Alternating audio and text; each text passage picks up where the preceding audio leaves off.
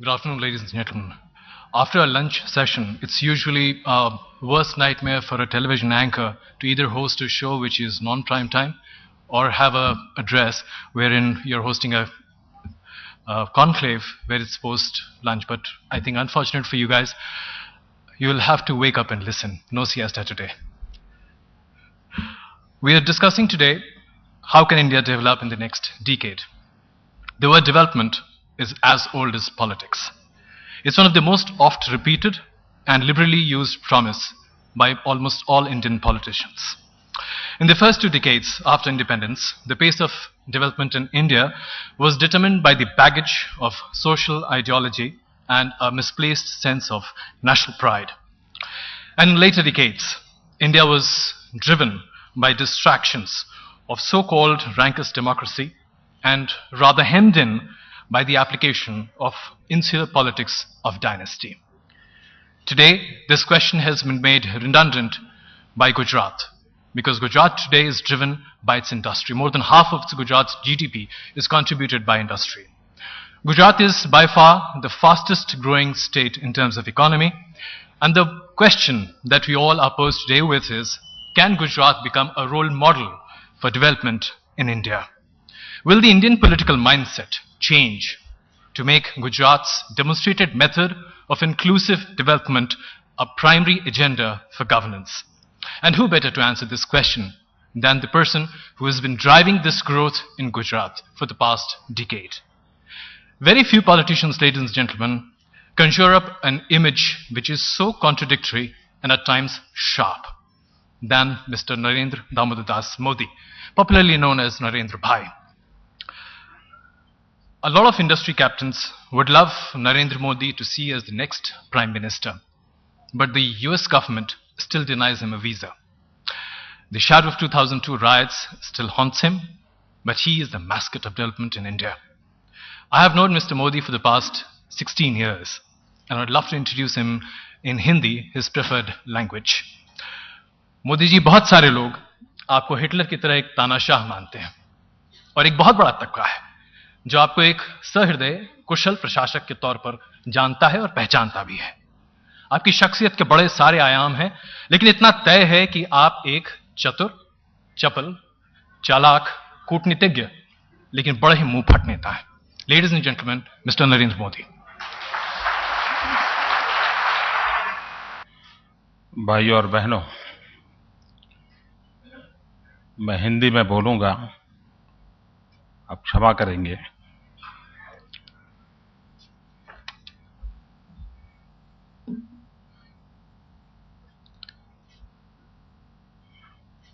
क्या हमारा देश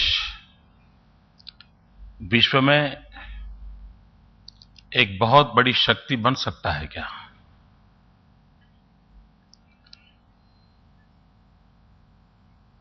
पिछले 10 साल के मेरे गुजरात के अनुभव से मैं कह सकता हूं कि जी, यह देश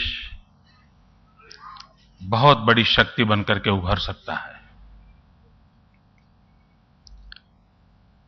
हमारे पास जो उपलब्ध शक्तियां हैं, जो उपलब्ध संसाधन है, उसका अगर हम गोल सेट करके बहुत ही सही तरीके से उपयोग करने का सामर्थ्य दिखाएं, तो हम परिवर्तन ला सकते हैं। कभी कभी चर्चा होती है गुजरात मॉडल के संबंध में। गुजरात ने जो कुछ भी अचीव किया है वो आप सबके सामने है, लेकिन मैं एक पहलू की ओर ध्यान देना चाहता हूं। एक बात के लिए गुजरात के संबंध में हम निर्विवाद पॉजिटिव सोच सकते हैं। बाय एंड लार्ज देश में एक ऐसा माहौल बना हुआ है कि छोड़ो यार, सब बेकार है, कुछ होने वाला नहीं है, क्या ये सरकारें क्या करने वाली, छोड़ो यार। ये पूरे देश का मूड है और आज से नहीं, लंबे समय से है। गुजरात ने अगर दिया है तो ये दिया है कि यही सरकारी मैकेनिज्म, यही फाइलें, यही दफ्तर, यही अवसर, वही पुराने रूल्स एंड रेगुलेशन, उसके बावजूद भी देश को आगे बढ़ाया जा सकता है। Gujarat is example. और उस अर्थ में मैं इसे कोई मॉडल के रूप में देखता है, मैं उस बहस में नहीं जाता हूं, लेकिन मैं इतना कहता हूं कि इससे एक विश्वास पैदा हुआ है कि हमारे देश में बहुत सामर्थ्य है, अगर सही ढंग से हम उस दिशा में थोड़ा चल पड़े। लोगों को लगता है कि अब पूरा फोकस वेस्ट से ईस्ट की तरफ जा रहा है, और ये सही है। सब दूर ये माना जाता है 21वीं सदी एशिया की सदी होगी, कोई कहता है चाइना की होगी, कोई कहता है हिंदुस्तान की होगी, लेकिन 21वीं सदी एशिया की होगी, इसमें कोई दुविधा कहीं पर नहीं आ रही है।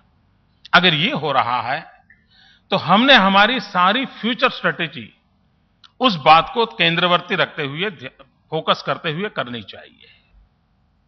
और जब चाइना और भारत की स्पर्धा की चर्चा होती हो, तब हमारी 3 शक्तियां ऐसी हैं जिसको हमने बल देना चाहिए, उस पर प्राउड करना चाहिए। एक, हमारी डेमोक्रेटिक सिस्टम, हमारा लोकतंत्र, ये हमारी बहुत बड़ी विरासत है, बहुत बड़ी एसेट है, और पूरे विश्व के सामने उसको जितनी ताकत के साथ हम उभार सकते हैं, हमने उभारना चाहिए। दूसरा है, जिसके हम भाग्यशाली इस पीढ़ी के लोग हैं, वो है हमारा यूथ पावर। हमारा जनरेशन, यानी विद इन अ डेकेड 65% से ज्यादा लोग, यानी युवाओं से भरा हुआ ये देश होगा।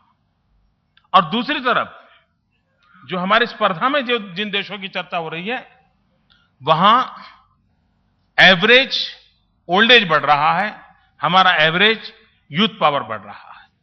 ये हमारा नेचुरल बेनिफिट है, उस पर हम कैसे ध्यान दें। और तीसरा एक क्षेत्र है जिसका हमने जितना अधिक हम स्ट्रेंथन कर सकते हैं हम करें, जितना अधिक उसको ताकतवर बना सके बनाएं, और जिसके कारण लोगों का भरोसा बढ़े, वो है हमारा जुडिशरी सिस्टम, हमारी न्याय प्रक्रियाएं, न्याय प्रणाली। ये औरों से हमें अलग करती है, हमारी स्पर्धा में जो लोग हैं उनसे हमें अलग करती है। और अगर ये सामर्थ्य है तो उस सामर्थ्य की ओर हमने बल देना चाहिए।